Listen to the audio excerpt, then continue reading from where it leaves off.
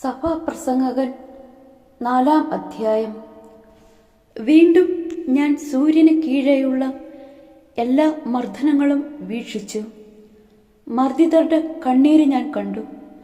അവരെ ആശ്വസിപ്പിക്കാൻ ആരുമുണ്ടായിരുന്നില്ല. ശക്തി മർദ്ദകർക്കായിരുന്നു, ആരും പ്രതികാരം ചെയ്യാൻ ഉണ്ടായിരുന്നില്ല. ജീവിച്ചിരിക്കുന്നവരെക്കാൾ ഭാഗ്യവാന്മാരാണ് മരിച്ചുപോയവരെന്ന് ഞാൻ വിചാരിച്ചു.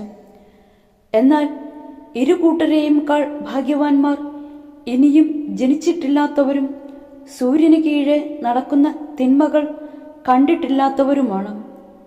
എല്ലാ അധ്വാനവും എല്ലാ വൈദഗ്ധ്യവും മനുഷ്യരുടെ പരസ്പര സ്പർദ്ധയുടെ ഫലമാണെന്ന് ഞാൻ ഗ്രഹിച്ചു. ഇതും മിഥ്യയും പാഴ്വേലയുമാണ്. ഭോഷൻ കൈയും കെട്ടിയിരുന്ന് ക്ഷയിക്കുന്നു. ഒരു പിടി സ്വസ്ഥതയാണ് ഇരു കൈകളും നിറയെയുള്ള അധ്വാനത്തെക്കാളും പാഴ്വേലയെക്കാളും ഉത്തമം. സൂര്യന് കീഴെ വീണ്ടും ഞാൻ മിഥ്യ കണ്ടു.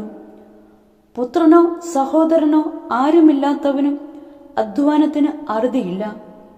ധനം എത്രയായാലും അവന് മതി വരുന്നില്ല. ആർക്കുവേണ്ടിയാണ് അധ്വാനിക്കുകയും സന്തോഷങ്ങൾ ഉപേക്ഷിക്കുകയും ചെയ്യുന്നതെന്ന് അവൻ ചിന്തിക്കുന്നില്ല. ഇതും മിഥ്യയും പരിതാപകരവുമാണ്.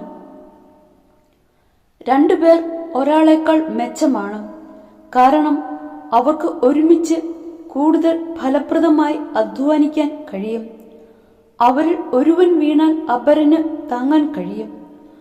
ഒറ്റയ്ക്കായിരിക്കുന്നവൻ വീണാൽ താങ്ങാൻ ആരുമില്ല. അവന്റെ കാര്യം കഷ്ടമാണ്. 2 പേർ ഒരുമിച്ച് കിടന്നാൽ അവർക്ക് ചൂട് കിട്ടും. തനിച്ചായാൽ എങ്ങനെ ചൂട് കിട്ടും? ഒറ്റയ്ക്കായിരിക്കുന്നവനെ കീഴ്പ്പെടുത്താൻ സാധിച്ചേക്കാം. 2 പേരാണെങ്കിൽ ചെറുക്കാൻ കഴിയും.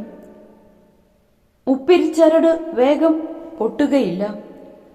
നിർധനനെങ്കിലും ബുദ്ധിമാനായ യുവാവാണ് ഉപദേശം നിരസിക്കുന്ന വിഡ്ഢിയും വൃദ്ധനുമായ രാജാവിനേക്കാൾ ഭേദം. ഒരുവന് കാരാഗ്രഹത്തിൽ നിന്ന് സിംഹാസനത്തിലെത്താൻ കഴിഞ്ഞേക്കാം. അവൻ താനിപ്പോൾ ഭരിക്കുന്ന രാജ്യത്ത് ദരിദ്രനായി ജനിച്ചതാവാം.